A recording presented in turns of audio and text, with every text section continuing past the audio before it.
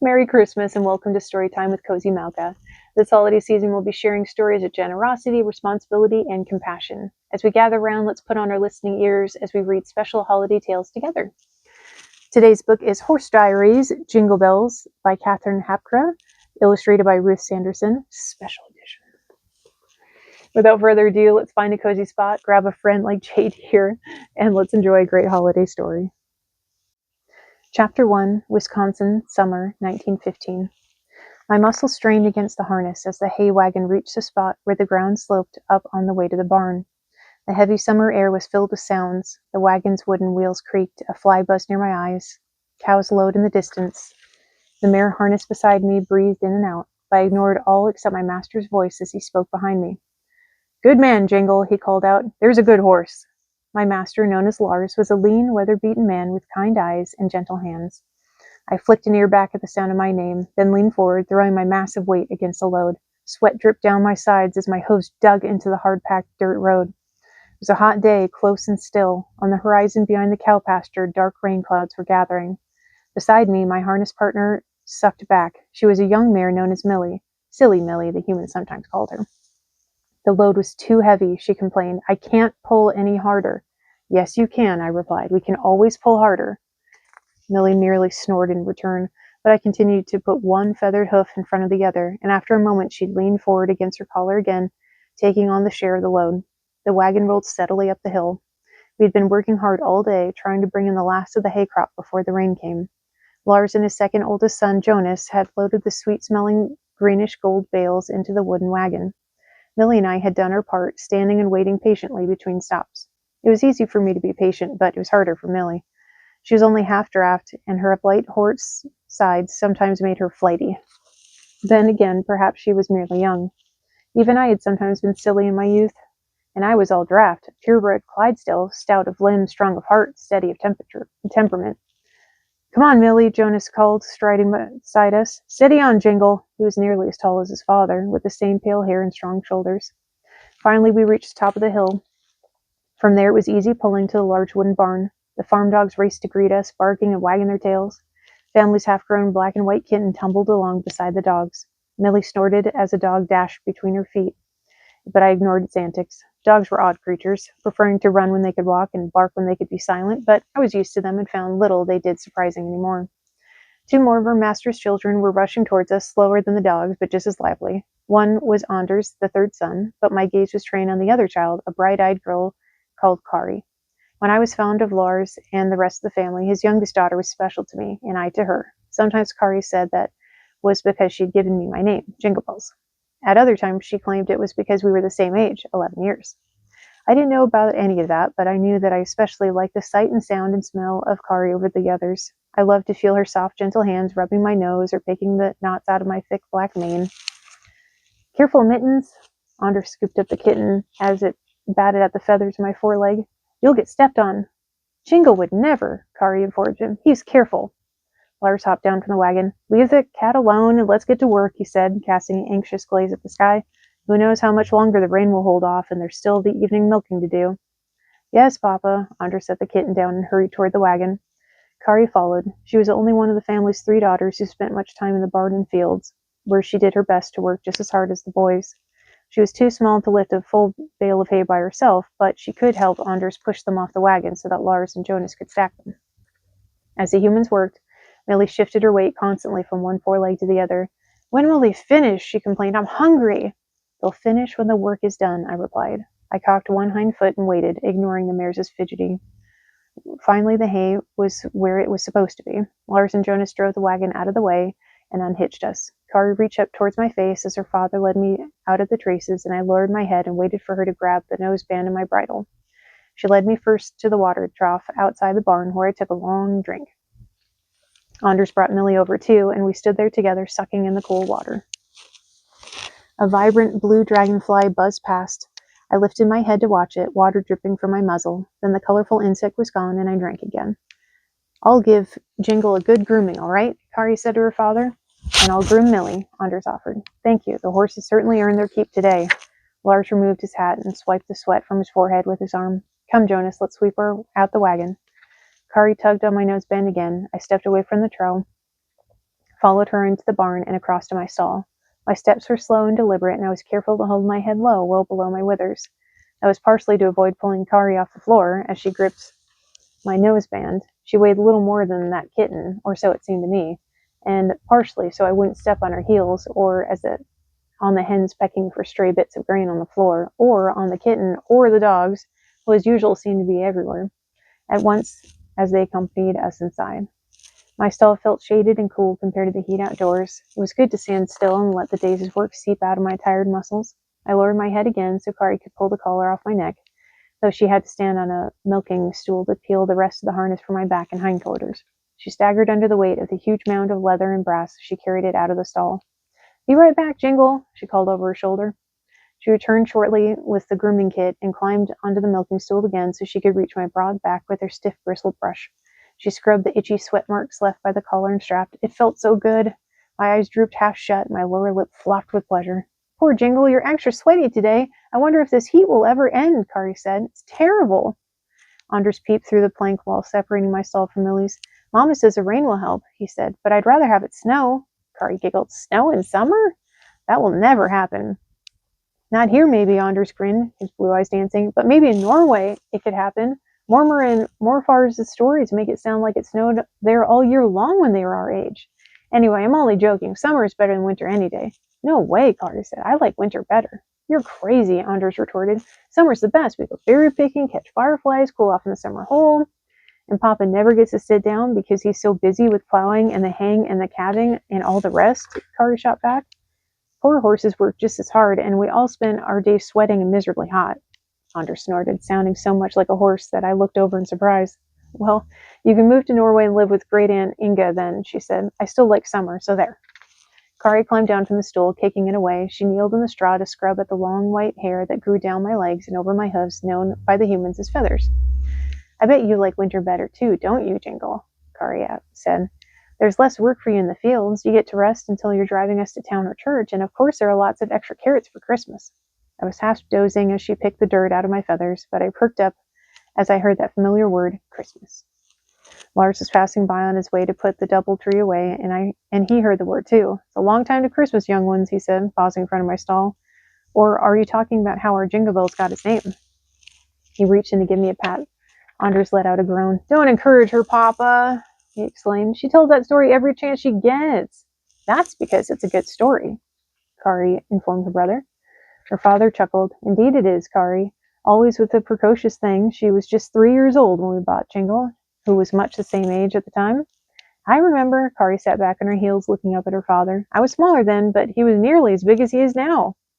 I stayed very still, not wanting to bump into her and hurt her, but hearing that human word Christmas had sent my mind wandering as I thought back to my arrival on the farm. It was the first time I'd left the place where I was born. Until that day, I hadn't realized how big the world was. I had never really believed that there was anything beyond the green fields of my home and the dirt roads nearby where I'd been taught to drive, and the other adult horses had tried to tell me otherwise. Then one day, my former master had tied me to the back of his carriage. I followed along behind it as I'd been taught. We processed at a trot down one road after another until we left everything familiar behind. Suddenly, every tree, every cow, every stone in the road was strange. I eyed the new sights with suspicion. "What is happening?" I'd called to the horse pulling the carriage, a burly Clydesdale gelding. "Will we ever stop?" "I don't know," the other horse had replied. "It's better not to wonder about the ways of humans." I hadn't been sure this was true at the time, though I understood it better now. Still, I tried to be good and behave as I'd been taught while my former master untied me and led me up to a strange new drive past a tidy gabled frame house. Lars and several of his children were waiting near the barn. Standing behind them was another horse, a stoutly built older mare. Everything looked strange and new, but it was good to see another horse, especially as we'd left the other Clydesdale out of sight by the road. I let out an anxious whinny to let the mare know I was there and willing to be friends. The mare snorted kindly in response. She was already hitched to the wagon, and almost before I knew what was happening, I was in the harness beside her. "Steady, young one," she told me in her wise, calm way. "These humans will treat you well if you work hard." "I can do that," I said, though I still felt nervous. When the mare stepped forward, I did as well. I knew how to do this. My previous master had been training me to drive for quite some time already. The familiar feeling of the collar against my shoulder steadied me, and I threw myself into the work with relief. Suddenly there came a peal of laughter. It startled me, and I jumped in place, causing the small silver bells on the harness to jingle loudly. It was Kari, much smaller then, grinning ear to ear. Jingle bells, she cried, running towards me. Kari, no, her mother, Frida, dashed forward, but she was too slow. The tiny girl had flung her arms around my knee. I wasn't sure what to do, so I stood stock still. A moment later, Frida pulled little Kari away. Lars let out a long breath and smiled. I think we've got a good one here, he said, giving me a pat on the neck. He turned to my former master. What do we call him? The man shrugged. Haven't really settled on a name. He said we just call him the tall colt mostly. Just then I shifted my weight, setting the bells jingling again. Jingle bells! Little Kari yelped with delight. Lars raised an eyebrow. Perhaps he's fond of his name already. And that's how our Jingle Bells got his name, Kari was saying now, smiling smugly at Anders. Lars chuckled. All right, I suppose Jonas and I had better go bring in the cows before the rain starts.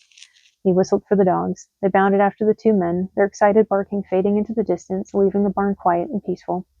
Kari finished her grooming and then brought me my dinner. The kitten came with her, leaping and pouncing the hay after imaginary mice.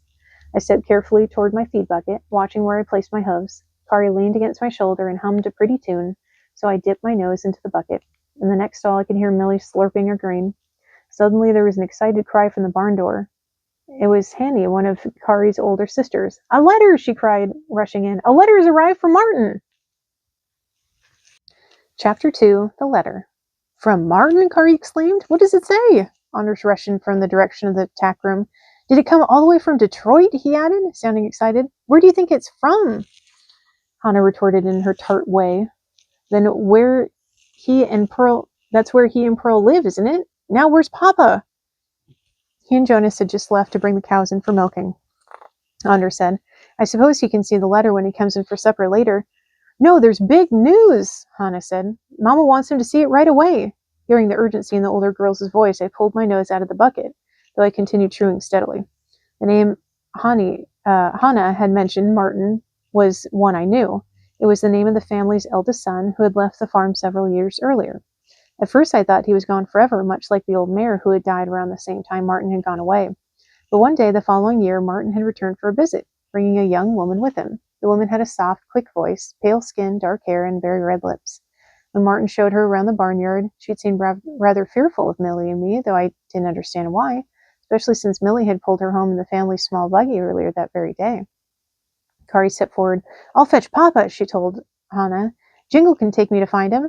Anders frowned. Poor Jingle just worked all day in the hot sun. I'm sure he'd rather finish his dinner, and Papa will be back soon. But Kari was already reaching for my halter. I lowered my head and allowed her to lead me out of the stall. It's all right, she told her brother. Jingle doesn't mind, do you, boy? Now help me up. Anders shrugged and stepped forward. He wove his fingers together into a step for Kari, tossing her lightly up into my broad back. She scrambled in position, holding on to my mane until she found her balance. Be careful, Kari. Hannah seemed anxious, like Millie when the dog started barking at coyotes in the woods beyond the pasture. You sure Anders shouldn't go instead? Don't be a simp, I'm fine, Kari assured her sister. Jingle always takes care of me. Anders clipped a length of rope to the halter and led me outside. Then he tossed his end of rope to Kari.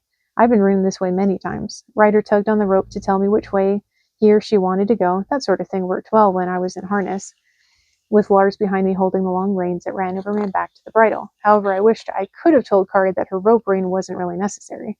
I always tell which way she wanted me to go by feeling her weight shift on my back. Sorry to take you away from your supper, Jingle. I felt her tiny hand rub my withers as we walked across the barnyard. Silly, Hannah gets excited about the strangest things, or nothing at all, but if Mama is so eager for Papa to see that letter, there must be something important in it. She let out a gasp. Oh, do you suppose Martin is coming back here to live? No, that couldn't be. He loves his job. He says the Ford Motor Company is the best place in the world to work. She continued chattering in the same vein. I paid little attention to the words, though I liked the musical lilt of her voice. It was easy to guess what she was feeling by the type of tune it carried. Today it was lively and irregular, skittering like the kitten chasing a bug over a log. We headed down the hill, following the dirt track leading between the hayfields and the cattle pasture. I could feel a slight shift in Kari's weight as she lifted an arm to shade her eyes against the sun hanging low in the afternoon sky. I don't see them or the herd either, she said. They must be at the far end of the pasture. Come on, let's hurry. Her skinny legs thumped against my sides. I spent more time in harness than being ridden, and it took me a moment to work out what she was asking. She wanted me to go faster. My body was weary after the day's work, but I lumbered into a trot. Kari clucked and squeezed at my sides again. Faster, Jingle, she said. Good boy. I spotted Lars and Jonas before Kari did. The two men were bending over one of the dairy cows. She lay flat on the ground, her sides heaving. The dogs were circling around, seeming agitated. The rest of the herd was grazing nearby. After a moment, Kari noticed the group too. "Oh, did Hazel have her calf?" she exclaimed. "Hurry, Jingle!" I trotted steadily on. Lars looked up as he heard me coming. His pale brows were drawn into an expression of worry. "Kari," he said, "what are you—" "Never mind, I'm glad you're here. We need to get this calf back to the barn. It came early and needs attention." "Jingle can carry it," Kari said. "Good idea," Jonas said. He leaned over the calf, which I could see more clearly now, lying still beside his mother. "Come, Papa, I'll help you lift it onto his back." "Wait." Lars stopped his son with a hand on the shoulder. "Let Jingle smell it first. We don't want to spook him." "Jingle?" Kari laughed. "He never spooks at anything." "True enough," Lars smiled, reaching for my halter. "He's as steady as they come. Still, let him have a look first." He led me forward a few steps. The cow grunted and rolled into an upright position. My baby," she lowered it anxiously. There was nothing strange to me about a calf. Several more were born on the farm every year, and Millie and I grazed among them nearly every day. I also saw nothing alarming about the men hoisting the calf between them. They carried it past my head, and lifting it higher, I raised my head and rolled back my eyes. Now what were they doing? "Good boy, Jingle," Kari said, reaching down towards the calf. "Steady, boy." A moment later, I felt the calf's twitchy, sticky weight settle over my withers, resting just in front of Kari. The creature's legs hung down on either side of me, the tiny hooves moving weakly against my shoulders. It felt odd, and for a moment I laid my ears back in consternation. Then I felt Kari patting me, and I heard Lars speaking my name, and the moment of worry passed. I could smell the calf and feel Kari's legs against my sides.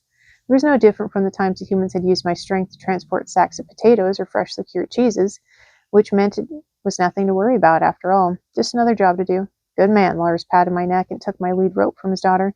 "Come now, we'll take it slow and steady." "That's just the way Jingle likes it," Kari said with a laugh. We started out.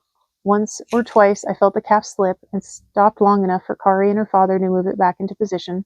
The whole way back to the barn I could hear the anxious cow mooing along beside me with Jonas at her head, but I paid her little mind. Even the dogs seemed to sense that we were on an important business and trotted along with minimal barking or silliness. Anders and Hannah were waiting for us outside the barn. "What took you so long?" Hannah complained, shading her eyes to peer at us. Then she saw the calf and her expression changed. "Oh, what happened?" There was a flurry of human talk that I didn't try to follow. Hannah knitted off towards the house quickly as a dog after a rabbit, returning moments later with her mother and a pail of hot water. In the meantime, Lars and Anders had lifted the calf down carefully and laid it in the pile of hay sweepings near the barn door. Jonas tried its anxious mother nearby. Kari slid down from my back and fetched a rag and a stiff brush to clean off my withers and sides where the sticky calf had lain, but she paused often to watch as the others worked over the calf. Hannah and her mother were watching too. I glanced towards the stall where the rest of my supper waited, but nobody seemed to remember that except me. So I cocked a hoof and dozed as Kari groomed me. Finally, Lars backed away from the calf, smiling. "I think she'll be all right," he said. "We found her in time." "Thank goodness," Frida clasped her hands.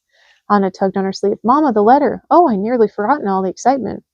Frida reached into her apron pocket and pulled out a scrap of paper. "Lars, you'll never believe Martin's news." "Another letter from Martin?" Lars wiped his hands on a rag, sounding surprised.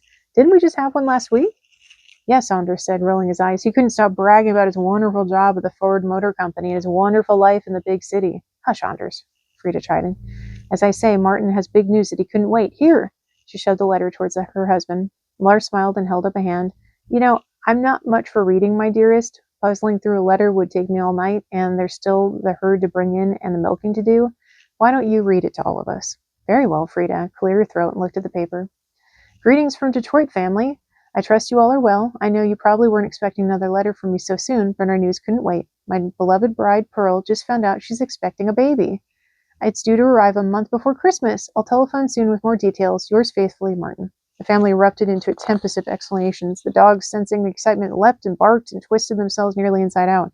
Kari dropped her grooming tools and rushed to her mother, insisting on examining the letter herself.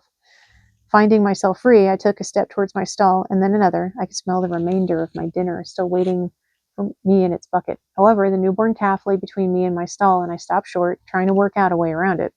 That's when Lars finally noticed me. "Ah, Jingle," he said. "Kari, don't just leave the horse standing loose. He could decide to wander off and leave us, and then how would we manage the plowing?" "Oh, Papa," Kari laughed with a laugh. "Jingle would never leave us."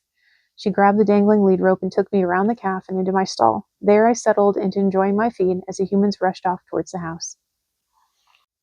Chapter 3, an October Sunday. The long, hot days of summer faded into the shorter, crisper ones of autumn. Before long, the trees were dropping their colorful leaves, and the nights left frost on their pastures.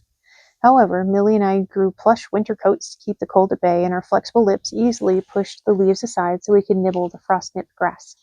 The cows still produced milk, of course, and Millie and I were needed to haul the heavy silver cans to the local cheesemaker. We also took turns pulling the family carriage and buggy to town for church, shopping, and visiting. But the hay and corn had been harvested, which meant less work for horse and human alike. One mild, bright autumn day, it was my turn to pull the family to church. Kari always gave me an extra careful brushing on church days, and Anders polished the metal parts of the harness to a shine. The entire family piled into the carriage, and we set out on the easy 5-mile journey into town. When we arrived, several familiar horses were already tied to the hitching rail in front of the clapboard church. The family climbed out and joined the group of humans heading inside, though Jonas lingered just long enough to lead me over and tie me beside a friendly Belgian draft mare known as Dolly. "What a fine day, Jingle," she greeted me as Jonas hurried away from the others.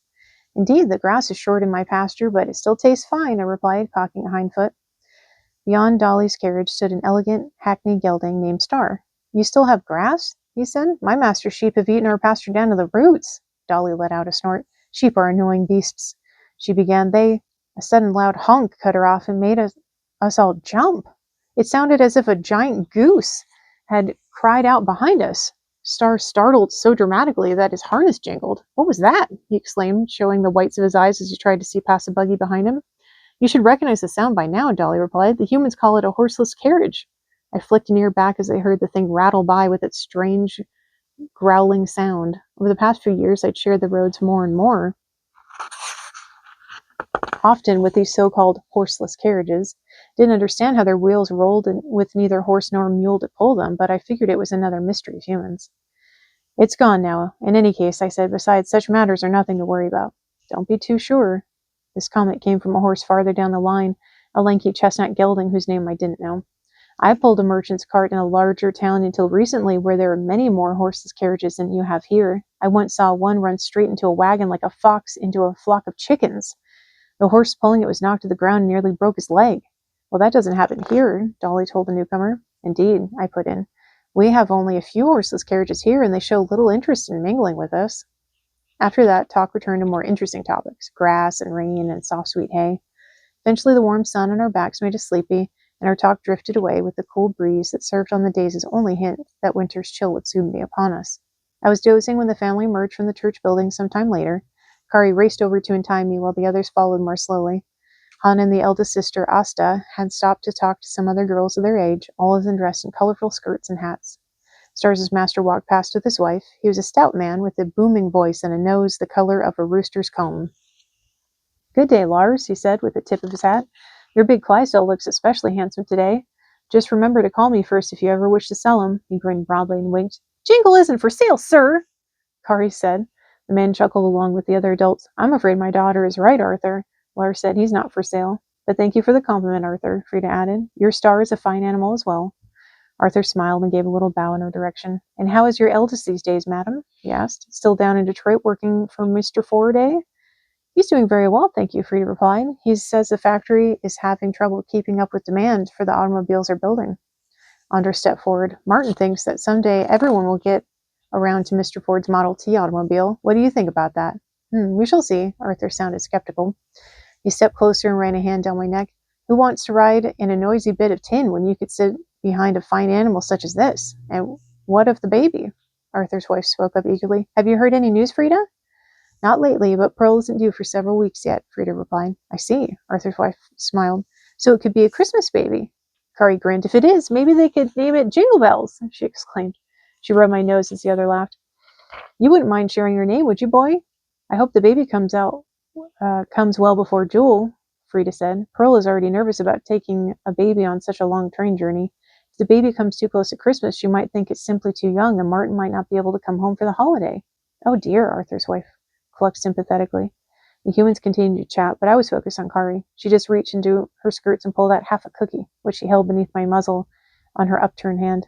I licked it off her palm eagerly, ignoring the curious looks from the other horses. When we arrived back at the farm, Lars unhitched me, humming all the while. By the time he finished, Kari had emerged from the house. Her church dress had disappeared, replaced by her everyday clothes. "What do you need me to do, Papa?" she asked. "Nothing at the moment, child." Lars tousled her butter-colored hair. We won't have many more fine sunny days like this one before the snow starts falling. Go out and have fun. Just be back in time to help with the milking, all right? I promise, Kari said. May I take Jingle for a ride? I know a place where he can graze. I don't think even the deer have found it. Her father smiled. He'll enjoy that. We good? Soon Kari was on my bare back, lead rope in hand. She guided me out of the barnyard and through the patch of trees on the far side of the house. The sun was almost too warm on my plush coat, making me feel drowsy, but I walked steadily in the direction she guided me. After a little while, we came to a large grassy clearing with a stream trickling through it. There you go, Jingle. Kari loosened the rope. It's all for you. I lowered my head eagerly and grazed. The grass was much longer than it was in the pasture and still tasted faintly of summer. Kari swung her legs up, resting her feet on my withers and her head on my broad rump. She had done the same many times before, staring up at the sky as I grazed. Did you ever wonder why the clouds take the shapes they do, Jingle? She mused. There's one over there that looks just like one of Papa's work boots. And oh, here comes one that looks like a horse. Maybe it's old Nell come back to visit us. I flicked an ear briefly at the name, though for a moment I wasn't sure why it sounded familiar. Then I remembered. Nell had been the name of the family's wise old mare, the one they'd had when I arrived. For a moment I paused, remembering the scent of her and her honest way of leaning into the harness beside me. But soon the grass called to me, and I returned to grazing. Kari talked a little more, though I was too focused on the grass to pay the words much mind. Eventually her voice drifted off. I felt her breathing slow and deep, and I knew she was asleep. After that I was extra careful not to jostle her, as I stepped from one patch of grass to the other. The sun arced across the sky, and the only sounds were the birds and the trickle of the stream and Kari's soft breaths. I was content. I just savored a bite of delectable clover when I heard a shout. Kari heard it too. It was Anders riding towards us, bareback on Millie. There you are! He cried as Kari scrambled back into the sitting position. Papa and Jonas just went to bring the cows in. You better come home or you'll be in trouble. Kari glanced at the sun, now sinking towards the horizon. I must have fallen asleep, she said with a yawn. Thanks for coming to get me. You're welcome, but we'd better hurry or we'll both be in trouble. Anders squinted at the sun, then grinned at his sister. I know. Let's race back to the barn. Race? Kari sounded dubious. Last one back has to take the other's turn cleaning out the chicken coop, Anders shouted, digging his heels into Millie's sides. The mare flattened her ears and humped her back. I expected her to buck, but she didn't. After one more kick from Anders, she picked up a grudging trot. Come on, Jingle, Kari said with a laugh. We can catch them at that rate. She clucked and gave me a nudge with her heels. I was full and a bit sleepy from the afternoon's grazing and would have just soon stopped for a nap in the shade, but I could tell what Kari wanted, so I broke into a trot. When she nudged again, I lumbered into a canter. Anders glanced back as he heard us coming. Let's go, Millie, you lazy beast, he cried, once again thumping the mare's side with both legs. This time Millie responded at once, bursting into a gallop. Within seconds, she left us behind, disappearing beyond the next grove of trees. Ho, Jingle! Kari gave a tug on the lead rope and leaned back. I slowed to a trot, then a walk. Kari leaned forward and patted my neck. It's all right, boy, she said. I could feel a smile in her body. You might not be the fastest horse in Wisconsin, but I don't mind. You're still the best. Chapter 4, News. Several more days passed in the usual manner. I pulled a heavy load of milk to the cheesemaker's farm down the road. Millie took Frida and Asta to town to do the shopping. The cows came in twice a day for milking. It remained warm for the season, and the grass was still green. Then one morning, something different happened. I was in my stall savoring the last bites of my breakfast. Millie was snuffling at the partition between us. She had already finished her ration and was eyeing mine. A pair of hens were picking around beneath my bucket for dropped bits of grain, and the kitten, almost a cat now, was watching them from the doorway, her tail twitching, though she knew better than to pounce on the feisty hens. Out in the barn, Lars, Jonas, and Anders had just finished the milking. Kari had been scrubbing buckets, and Hannah had come out to feed the family's breakfast scraps to the chickens. The dogs were milling around, hoping for a taste of milk or some other attention. The whole barn felt busy and warm and pleasant. Suddenly, the door flew open, letting in a blast of chilly air. Frida and Asta rushed in. She's here, Frida cried. The baby is here. Martin just telephoned. What? Kari dropped the bucket she was holding with a clatter that made the cat jump, hiss, and run off. The baby, it's here already. The excitement swirled through the barn, making the air feel different. The dogs leapt and barked around the humans. I left the last bite of grain in my bucket and stepped to the stall door to look out. To my left, I saw Millie doing the same. Yes, Martin just called, Asta said, her voice dancing with elation. The baby came earlier than the doctor was expecting, but everything is all right. She's healthy and her name is Eva. Isn't that pretty? Pearl is well, too, Frida added. Martin says it was an easy birth. Oh, praise be, Lars clasped his hands before him. We have a granddaughter, Frida, my dearest. Lars and Frida embraced, while children and dogs danced around them, filling the air with joyful sounds. Millie was still watching, wide-eyed and with flared nostrils. What is it? She wondered. Is something going to happen? They're happy, I replied. It's nothing for us to worry about. I stepped back over to clean out the bottom of my bucket. By the time I finished, my stall door was swinging open. Kari stood there, her eyes brighter than ever. Come on, Jingle, she exclaimed. We've got to get over to Morpher and Mormer's house. They'll want to hear the news right away. Anders appeared behind her, a lead rope in his hand. I don't know why they just don't install a telephone, he complained. That way they could have the news already. They're so old-fashioned. Never mind, Kari grabbed the rope from him and clipped it to my halter. Help me get Jingle ready, please. Soon I was hitched to the carriage. Nearly the entire family piled in, leaving only Jonas behind to put the cows back out to pasture with the help of the dogs. Step lively, Jingle, Lars ordered as we headed out into the road. We have important news to share. As soon as we made 2 turns, I knew where we were going. Frida's mother and father lived in a tiny town about a dozen miles from the farm. The family went there often to visit, and I knew the way well. It involved several twisting, winding roads leading to a much larger paved road that ran through a number of larger towns. I always met numerous other carriages and wagons going in either direction, of every type, from the smallest pony traps to humble farm wagons to the large, heavy public stagecoaches pulled by a team. It was a common thing to meet horseless carriages as well. That day was no exception. As we turned onto the larger road, there was a sudden roar. A horseless carriage burst into view over the rise, rushing towards us like a black, growling wolf. Ho, Jingle, easy, Lars called, tightening his hold on the reins. I had already stopped short, not wishing to tangle with the horseless carriage. My heart pounded as it raced past, the mere width of a horse's head from my muzzle, its strange sound and smell filling my mind. The human inside lifted a hand in a jaunty wave, and that loud, goose-like sound emanated from the thing as it disappeared ahead of us. That was close, Hannah exclaimed, her voice shaky. Indeed, Lars sounded disapproving. Those things are becoming a menace on the roads lately. He flicked the reins upon my back and asked me to walk on. I took a cautious step forward, but only after looking to the side to make sure there were no more of those honking, growling, horseless carriages coming. There was not, and the voice of my master behind me reminded me that I had a job to do. I picked up a steady trot, ignoring the other carriages that passed. After a few minutes, I again heard that unsettling growling, this time up ahead. It was a horseless carriage, a different one this time, with a man and woman seated within.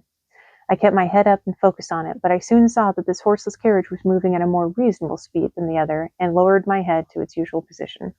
Still, I kept a careful eye on the growling beast until it had passed us and moved out of sight. After a while, we turned off the main road onto a smaller lane and soon reached a familiar log house. Mormer Joanne was outside sweeping the porch.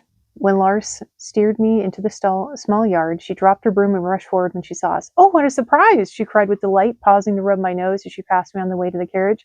Hello, Jingle Bells, she said. Where are your bells today? Kari had already hopped out of the carriage. Oh, Mormer, she said, with a laugh. Jingle only wears his bells at Christmas time. True, Frida said, but perhaps we should have put them on today. She climbed up behind her daughter. It is a special occasion. The humans swirled around one another with hugs and cries and news. After a moment, Morpher came outside, leaning on his cane, and added his voice to the others. I had stopped listening by then, however. Mormer and Morpher's buggy horse, a pretty liver chestnut known as Queenie, had come into view in her small paddock beside the house. Jingle, she said, it has been a goat's age since I've seen you. I snorted a greeting in return, which made Lars remember to tie me to at the fence. After that, the humans went inside, though Mormer re-emerged just long enough to feed me several crunchy, sweet carrots. Don't worry, Jingle, she said, running her gnarled hand over my face. Even in all the excitement, I didn't forget your favorite treat. I nuzzled her gratefully. Mormer fed a carrot to Queenie over the fence before heading back inside. Queenie and I traded our own news of grass and rest and work. After a while, we heard the jingling of a harness coming closer. Who's that? I asked, seeing a small buggy pulled by a narrow-built, dapple gray horse turning into the yard. It's Pepper, Queenie said. His mistress often visits with mine. A stout older woman was driving. Oh dear, she said, eyeing me as she climbed out of the buggy. What a large horse. I hope you'll have enough space to wait while I gossip with Joanne, Pepper. She tittered to herself as she tied her horse beside me. Humming under her breath, she hurried away into the house. Pepper eyed me curiously as soon as we were acquainted. Is your carriage very heavy? Pepper asked me. It's quite large. Not too heavy, I responded. My harness mate Millie complains of it, but it gives me no more trouble than a plow in rough ground. Pepper didn't respond. He was rolling his eyes away from me towards the road, and his head had gone up. A moment later, the sound he'd heard reached my ears, a now familiar growl. Soon the horseless carriage raced past us, kicking up gravel and dust and blowing it towards us as it passed. The yard was very small, and it sounded as if the thing might run right into our carriages. Pepper immediately started dancing in place, shaking the traces and making his harness jiggle. No, no, no, no, no, he cried. It's too much. It's too close. It's too loud. Easy, friend, Queenie said. It's just one of those old, odd human contraptions. You must have passed them on the road many times. I have, but I still don't like him sneaking up on me. Pepper's eyes rolled back towards me. Don't you find them terrifying? How can you just stand there with such monsters rushing by? How can I not? I replied, cocking an ear after the sound of the horseless carriage, which was already fading into the distance. I would prefer not to waste energy on such worries when I know I could better use it for work. That seemed to settle Pepper's mind a little, and the three of us returned to chatting to pass the time until our humans needed us again. Well, Avalon here, my newest lapdog companion, has decided to join us for Chapter 5. Chapter 5, Christmas Hunting. We animals paid little attention to human holidays, except that they sometimes meant a day off from the hay wagon or the plow, and perhaps an apple or other treat in our ration. But I always noticed Lucinatin when we animals got extra feed in our buckets.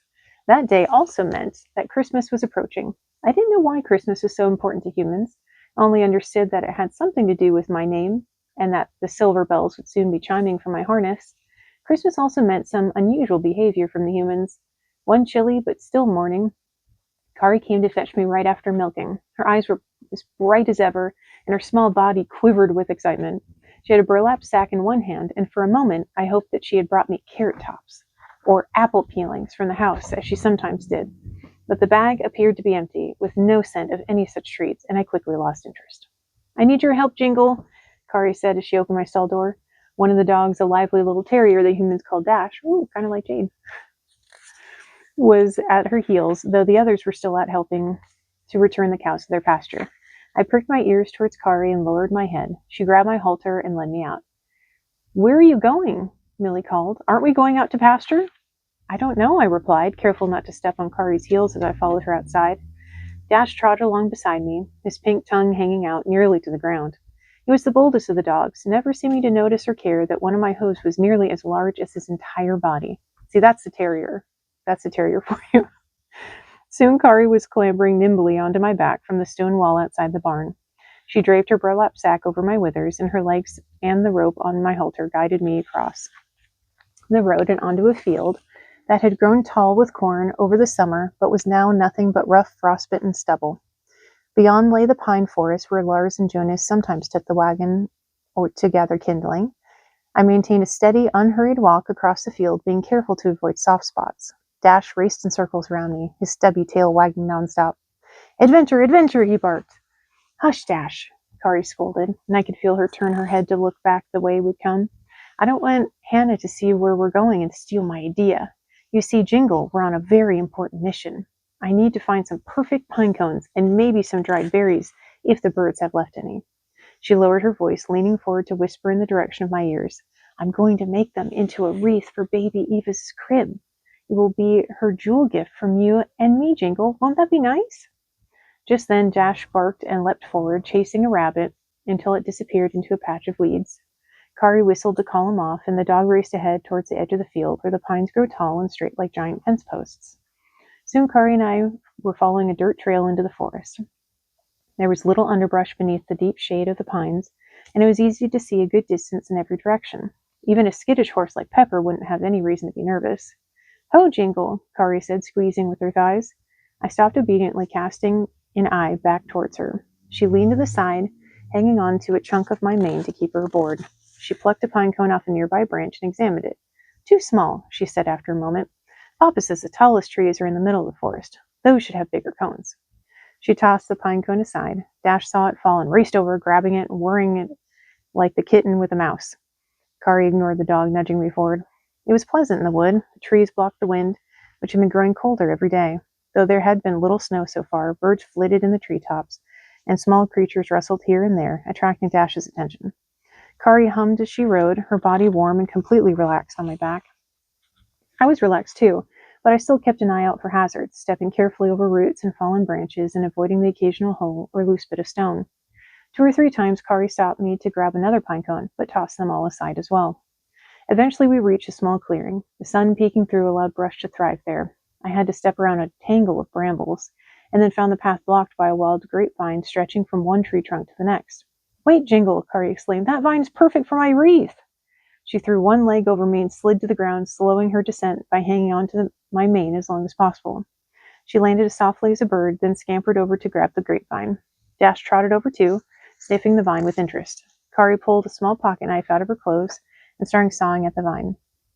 Soon she had several long, twisty strands in her hand. She shoved them into her bag. Dash grabbed the cut end of one of the vines and gave it a yank. It came loose and coiled around him, causing the little dog to leap back in surprise. Kari nearly fell over with laughter. "That's what you get treating everything like a rat to be killed," she told Dash fondly. "Oh, but you've given me an idea." She dropped her bag and cut another long strand of vine, which she wove into a large loop. Using some string from her pocket, she tied several pine cones onto it. When she had finished, she gave a light tug on my lead rope. I lowered my head, and she slid the loop of vine right over, so that it settled round my neck like a work collar. It felt a little strange, like large flies pricking at me. My skin shuddered a bit, but I stayed still. "Perfect!" Kari exclaimed, clapping her hands. "See, Jingle? It's a special Christmas necklace for you. We can pretend that the pine cones are jingle bells and that we're dashing through the snow to Mormer's house. I can't wait until we do that for real on Christmas Eve." "Jade, your brother's on my lap right now. I'm sorry. I can't wait until we do that for real on Christmas Eve. I know baby Eva will love to hear you jingling along." She started humming again, then burst into song, "Dashing through the snow in a one-horse open sleigh." There was more, but the words meant little to me. I let my eyes fall half shut, enjoying the sound of her voice, as sweet as any bird song. Soon Dash started barking again. "Noise! Noise!" he cried, spinning in a circle. That made Kari break off her song with a laugh. "I suppose we better keep going," she said. "I still need to find some good cones for my wreath." She tossed the bag onto my rump and used a jagged tree stump to climb back up. With a nudge from her heels, we continued across the clearing and back into the shade. We wandered a while longer, until finally Kari let out a cry. "Look, that's the biggest pine cone I've ever seen!" she exclaimed. "Over there, Jingle!" She tugged at the rope, guiding me to the base of an exceptionally large tree. Then she pulled her legs up, bringing them beneath her. I could feel both of her tiny feet against me as she carefully stood on my broad, flat back. "Stand still, Jingle," she said. "I think I can reach it if I stretch."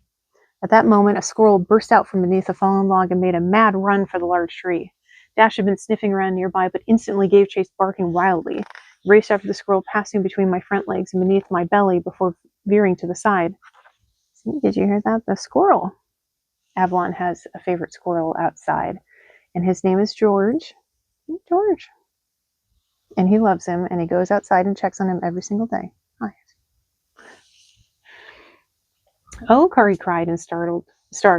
I was startled too, but I never forget the girl standing precariously upon my back and remained rock still. Soon the squirrel was safely up the tree, and Dash was left barking in frustration at the base. "Naughty dog," Kari scolded, folding her legs and returning to her normal position on my back. "You nearly made me fall off in surprise. But never mind, I got my pine cone. I think I see more big ones over there." Before long, her sack was stuffed full, and we turned towards home. Kari had lost track of her path by then, but she wasn't worried. She knew that a horse can always find his way home. That would be Indiana. So she gave me my head. As we emerged from the tree line sometime later, we discovered that a soft snow had begun falling while we were beneath the shelter of the thick pine boughs. Already a light coating lay over the corn stubble. "Snow!" Kari cried, and I could feel her tilt her head up towards the sky. "I hope it lasts more than a day this time before the sunshine burns it away.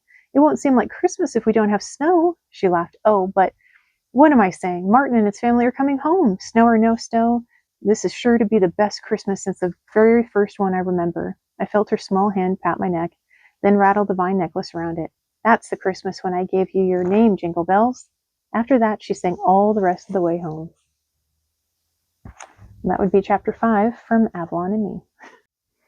Chapter 6, Martin's Mystery. And Avalon is staying with me, so we're going to keep going.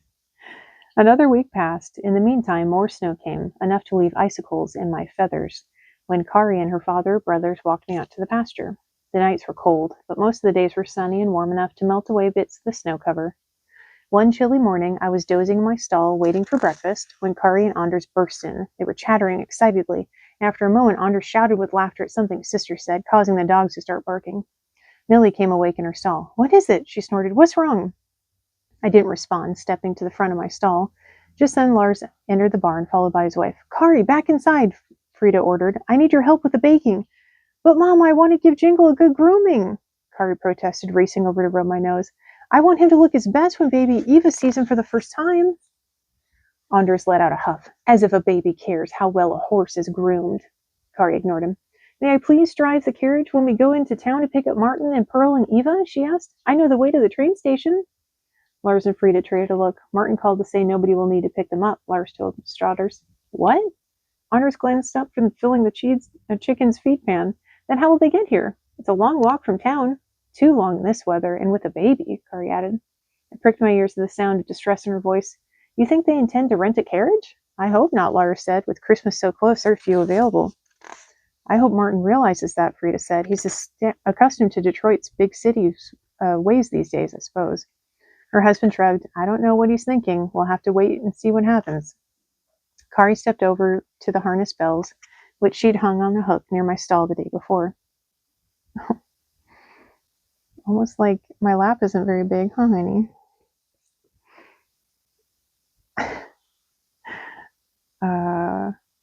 Kari stepped over the harness bells, which she hung on a hook near my stall the day before. They were covered in dust and cobwebs, but still gleamed faintly against their long leather strap.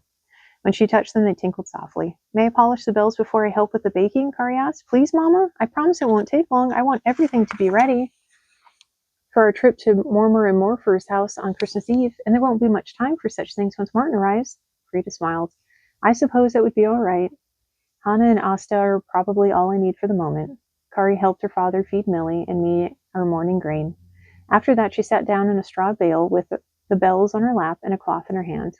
By the time her father and brothers finished the milking, the bells sparkled in the beams of sunlight coming in through the narrow windows. There, she said, holding up the strap to show me her work. Now the bells are all ready for Christmas. I nosed at the bells, setting them jingling again.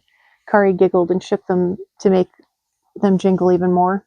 Her father glanced over. Finished, Kari? He said. Good. Run along and help your mother. There's a lot to do before Martin arrives.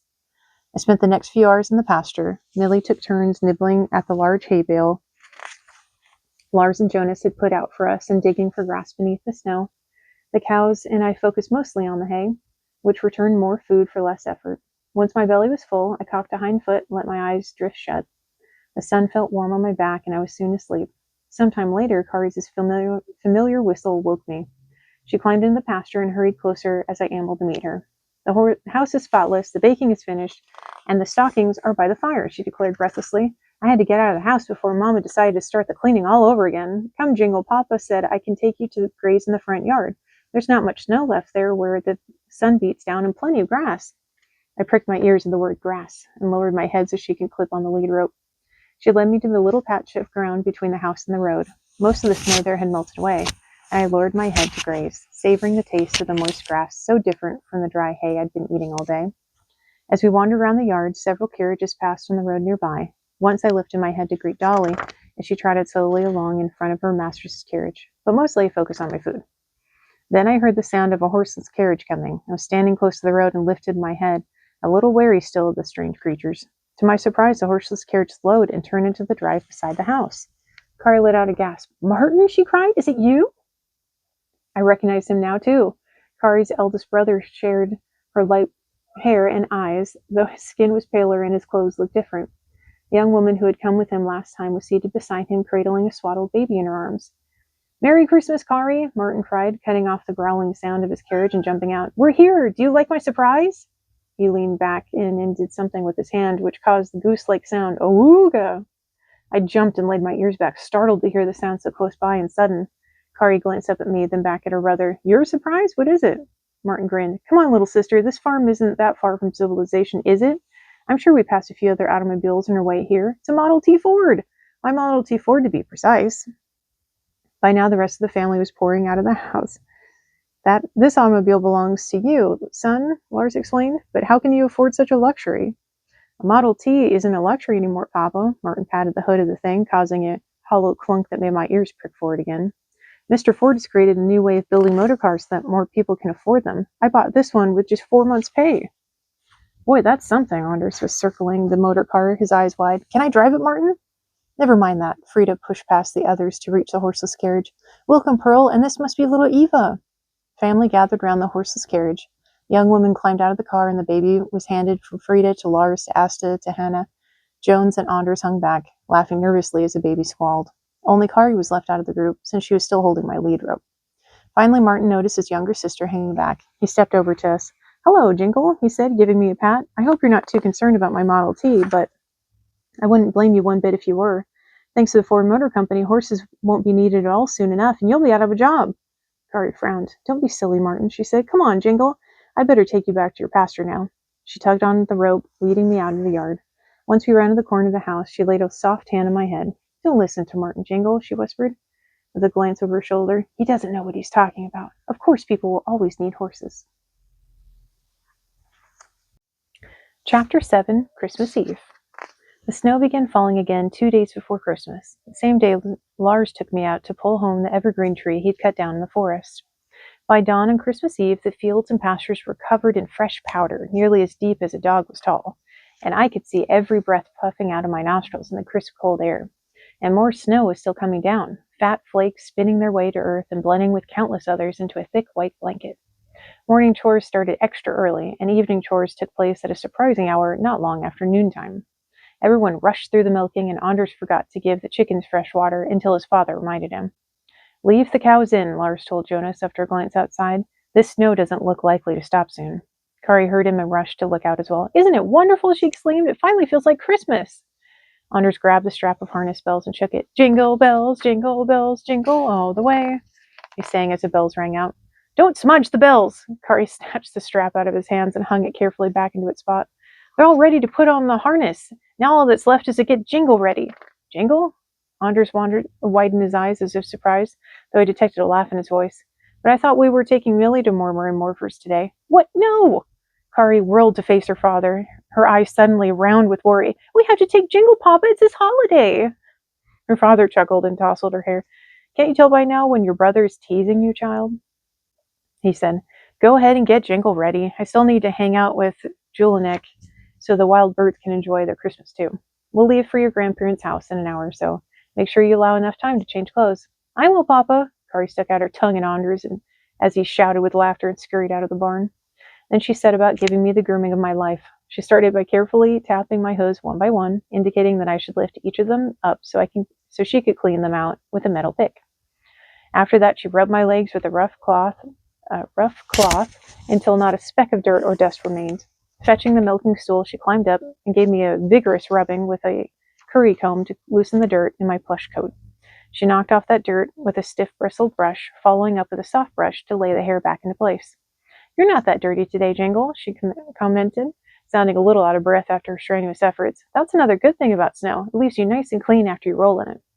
Once my coat was spotless, she combed out my mane and tail, dipped the comb in my water bucket to help the coarse strands lie flat, and while she was working, she chattered to me about Christmas plans and all the juicy carrots Mormor would surely have waiting for me when we arrived. "Maybe she'll even save you some chunks of sugar. Won't that be delicious?" Kari stepped back and looked me over. "Perfect," she declared. "Well, almost perfect." "I have a surprise for you, Jingle." She dashed out of the stall and returned a moment later with a small paper bag. She shook the contents out into her hand with a jingle jangle that made me perk my ears with interest. Millie pulled her nose out of her hay long enough to peer through the slats. "See?" Kari held up her hand, which was now filled with small silver spheres. "When Asta and I went to town yesterday, I used my egg money to buy these. I'm going to weave them into your mane for extra jingles. Won't everyone be surprised?" She giggled and shook the bells, setting them twinkling again. "I know Mormor will love it."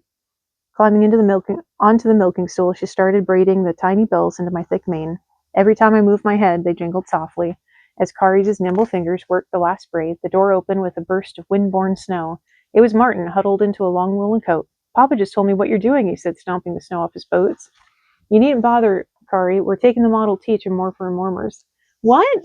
Kari shook her head. "Don't be silly. We always take Jingle on Christmas." "Not this Christmas," Martin's voice sounded very certain. "Morford and Mormor will want to see the motor car. Besides, it will be better for the baby. That old carriage is so drafty.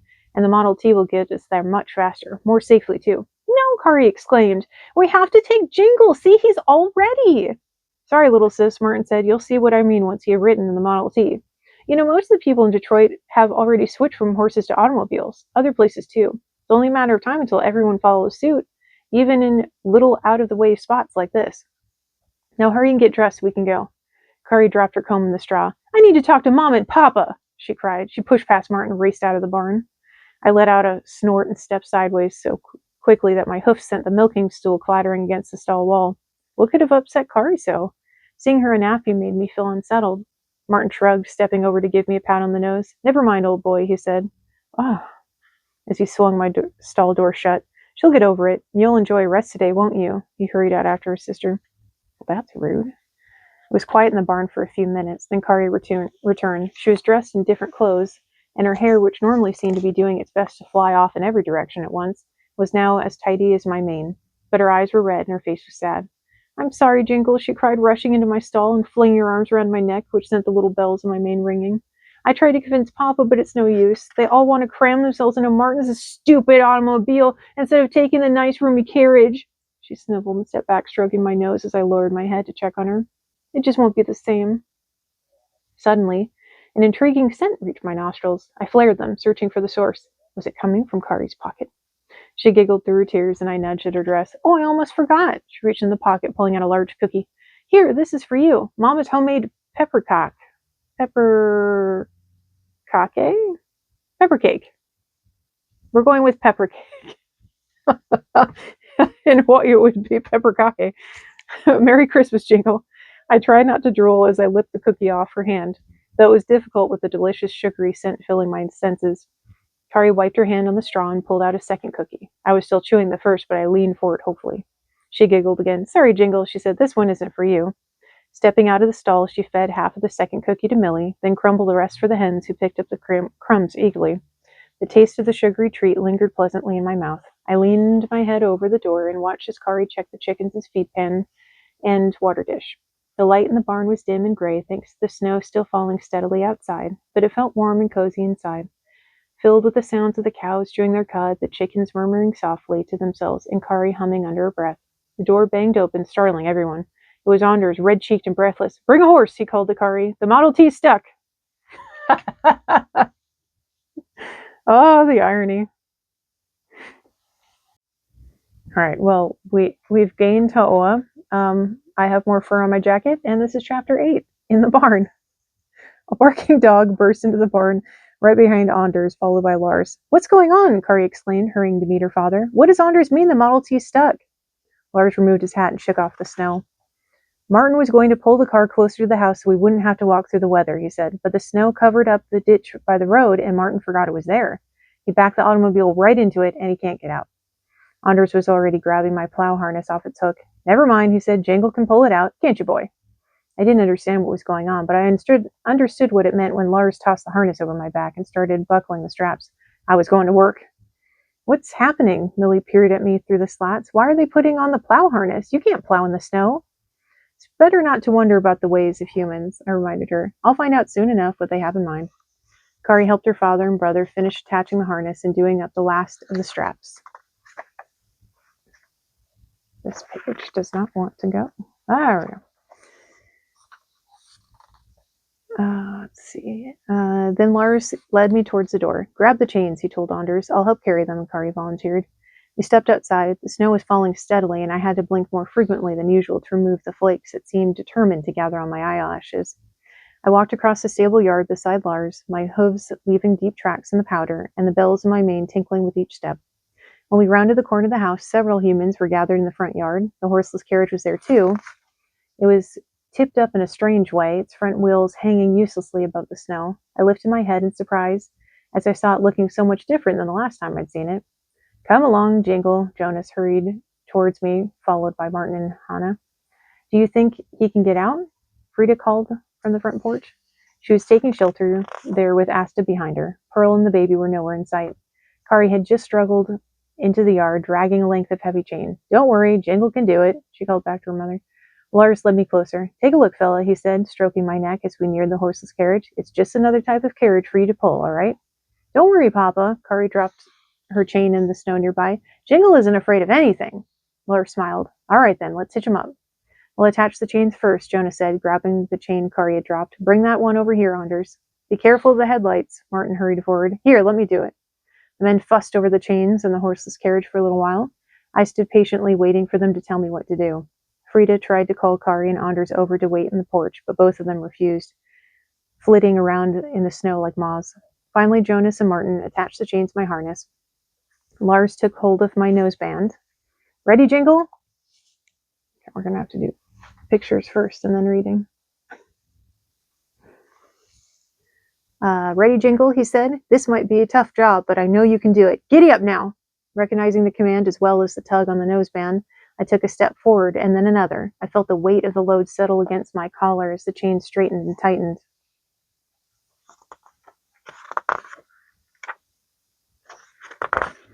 Go on, Jingle.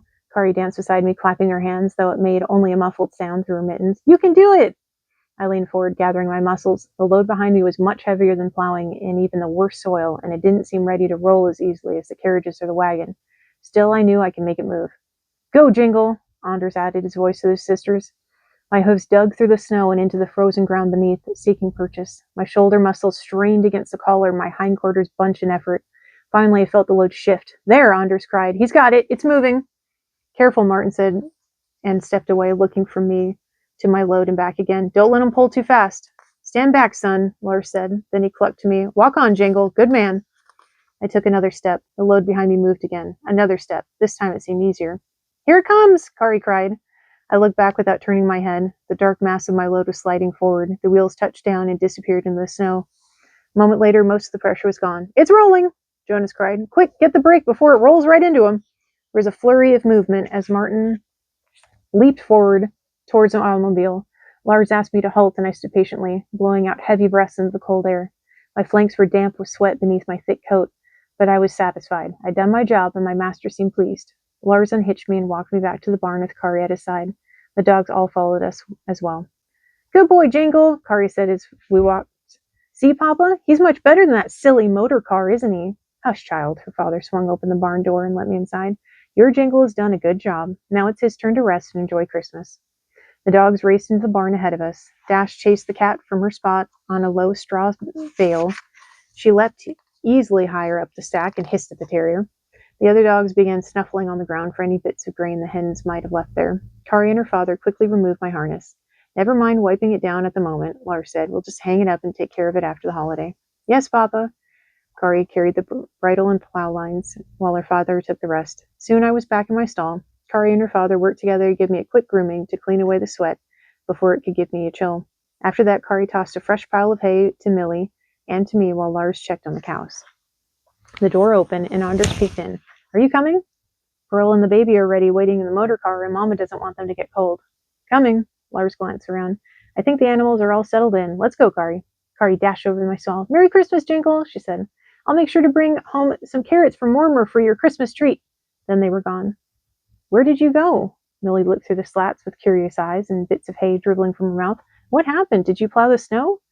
No, I said. It was a different kind of work today. I pulled the horseless carriage. What? She sounded surprised and a little confused. How do you mean? I told her what happened as best as I understood it. The thing was difficult to move at first. I finished, but then it became easier. Like pulling the plow from untouched rocky ground into a well-worked field, she wondered. Much like that, yes. I reached down for a mouthful of hay. Perhaps that's why horseless carriages usually move by themselves. They seem tricky to pull. The milk wagon is a much simpler kind of creature.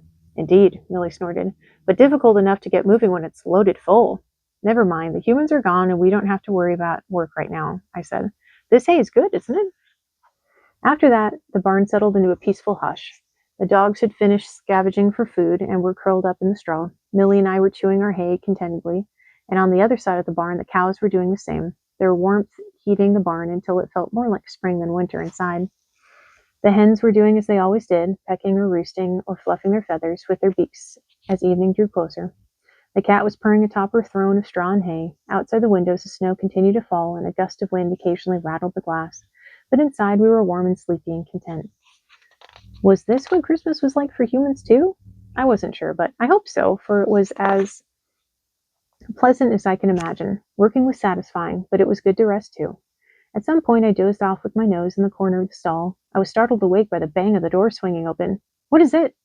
There's a noise, Millie cried, while the dog started barking. Humans! Humans! I stepped to the door of my stall and saw that Kari and her father had just rushed in, both of them out of breath and covered in a layer of snow. Kari's cheeks were bright red with cold. Jingle, we need you again, she cried, hurrying towards me, with the dogs leaping around her feet. There was ice on the road and the Model T slid into a snowbank. We're stuck. Exciting. Chapter 9, Dashing Through the Snow. Stop talking to Jingle and help me with the harness, child. Lars sounded anxious as he rushed towards the back of the barn. It's getting colder every moment. We don't want the baby to get chilled. Kari nodded as he disappeared into the harness room. But she loved to talk nearly as much as the dogs did, and couldn't resist whispering to me as she led me out of the stall and tied me to the open area, where it was easier to put on the harness. Oh, it was terrible, Jingle, she said. I don't know how Martin could see a thing through the falling snow, and it's getting deeper all the time on the roads. The motor car's wheels were sliding all over before we crashed. She glanced at her father, who was returning with the harness slung over his shoulders. Papa doesn't think the Model T would be able to make it through the drifts much longer, even if we could get it pushed back up on the road. That's why we came for you. She patted my rump as she hurried past to help her father.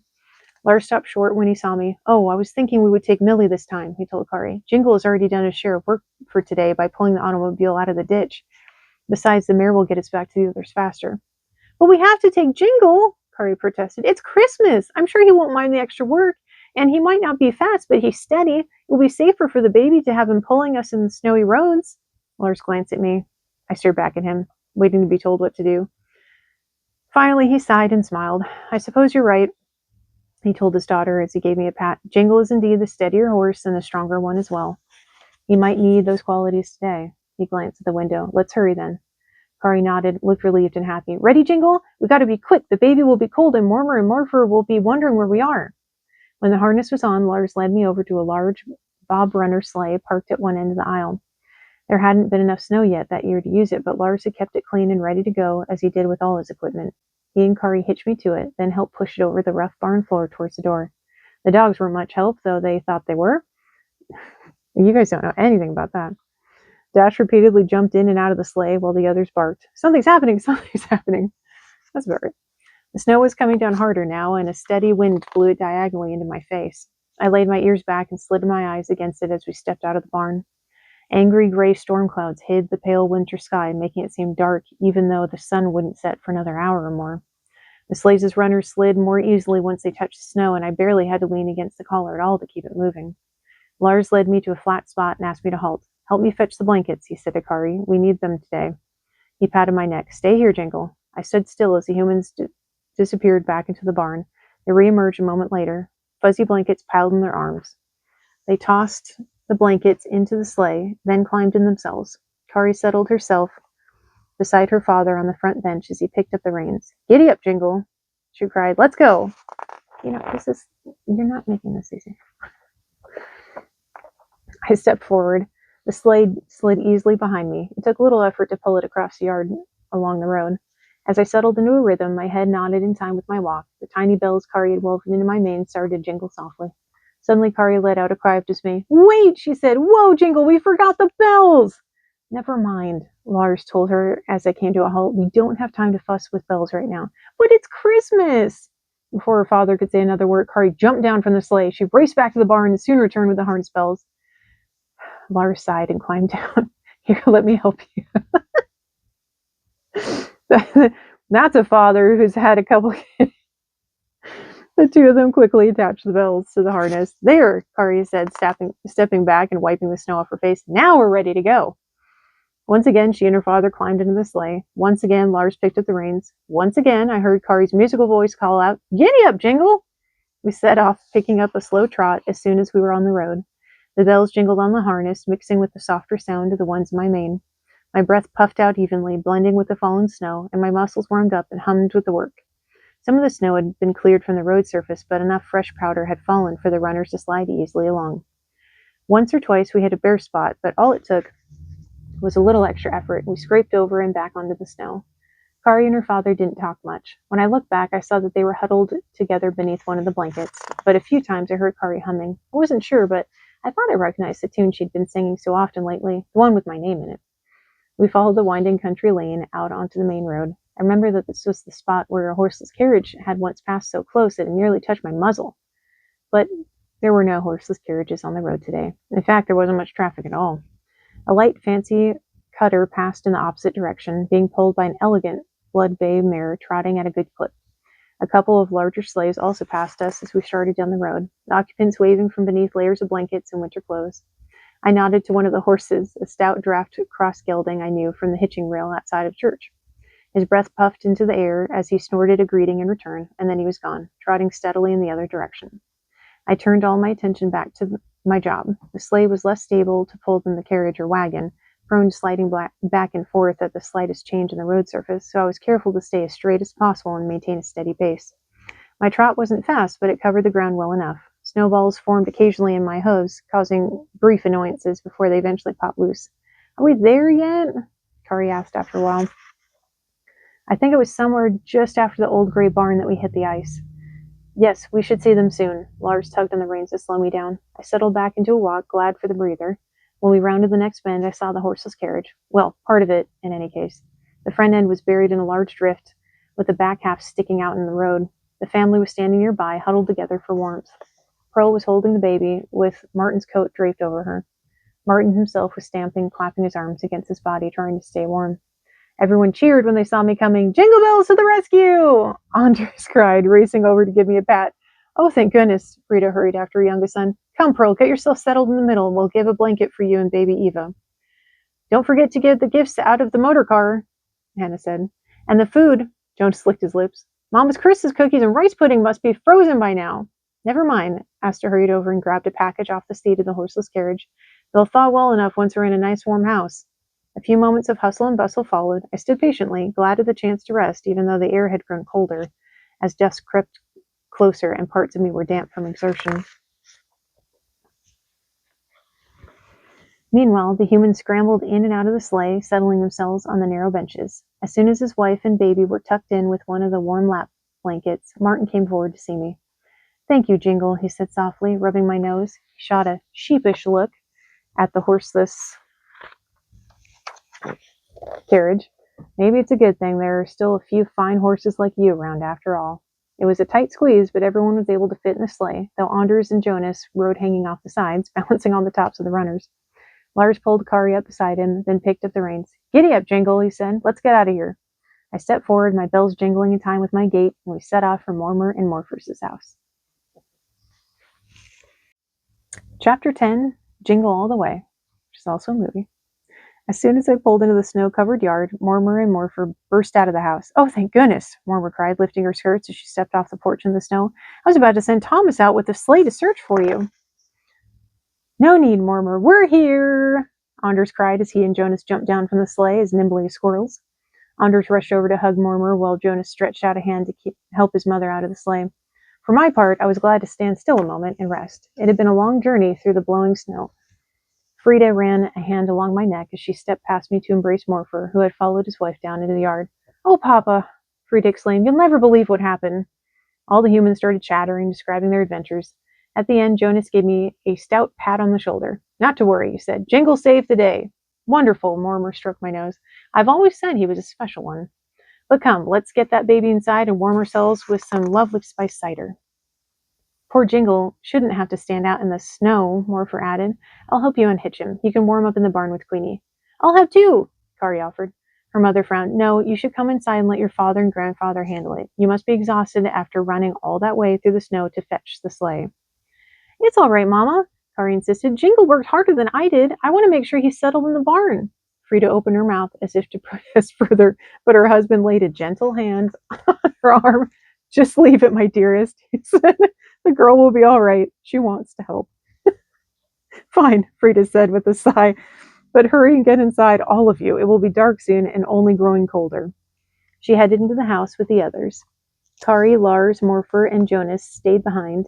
Lars and Jonas unhooked me from the sleigh, and Kari took hold of the bridle and led me out from between the shafts. We followed Morpher through the gate into the paddock where Queenie lived, though the mare was nowhere in sight at the moment. We put Queenie inside when the snow started blowing earlier, Morpher said as we all crossed the snow-covered paddock. It's not a night for man nor beast out here, Christmas Eve or not. He led the way to a small barn in the back of the paddock. Hi, Abby. Lay down. It was not much like our barn at home, being little more than a large shed with 2 stalls and a tiny loft overhead, but when we stepped inside, it felt warm and cozy. Queenie glanced up from a tasty-looking pile of hay and snorted in surprise. Jingle, she said, I was not expecting any visitors to be out in the storm. It's Christmas Eve, I told her. That seems to be an important matter for humans. My master and his family were quite determined to come here by whatever means were needed. In this case, it meant me pulling them here in the sleigh. I see. Pretty liver chestnut mare looked impressed. Oh dear, what's that in your mane? There can't be brambles along the road at this time of year. I shook my head to set my bells jingling. I'd grown so used to having them there that I hardly noticed them anymore. No, they're bells, like the ones that humans sometimes hang on the harness, I explained. I don't know why they do it, but the sound is quite pleasant, isn't it? I suppose, Queenie replied, though she seemed dubious. Okay, Jingle, Laura said, let's get you settled in for a nice rest. Can you get the girth, Curry? Yes, Papa. Curry's nimble fingers quickly unhooked the buckles at my belly.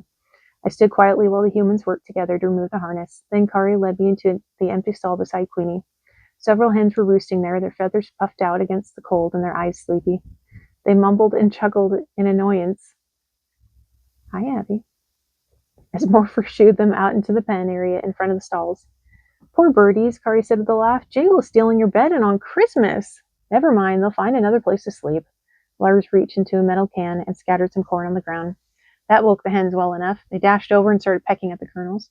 Meanwhile, Jonas was scrambling up the ladder to the loft. He tossed down a pile of hay, which Lars speared with a pitchfork and sent before me. You'll like the hay, Queenie told me, taking another mouthful from her own pile. It has a fair amount of alfalfa in it. I think that was the mix. When I was 15, I worked at a horse stable, and one of my jobs was to learn how to drive and then drive the golf cart. And most of the horses had half hay, half alfalfa, I believe. So that's on point. Good, though. I'm hungry enough to eat plain straw, I said, driving into the hay. Indeed, the hay and grain I'd enjoyed back at my home barn seemed very long ago. Kari gave me a pat. There you go, Jingle, she said. Enjoy your Christmas dinner. Come, child. Morpher was headed for the door, followed by Lars and Jonas. Leave the horses to their rest, and let's go in and start Christmas. Soon the humans were gone. Queenie and I stood in our side-by-side stalls, munching steadily at our hay.